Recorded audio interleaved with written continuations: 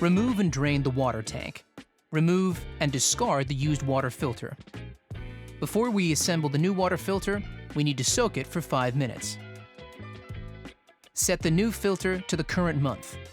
Assemble water filter parts and ensure they are firmly connected. Install the new filter into the tank by clicking it into place. Fill the tank to the max line.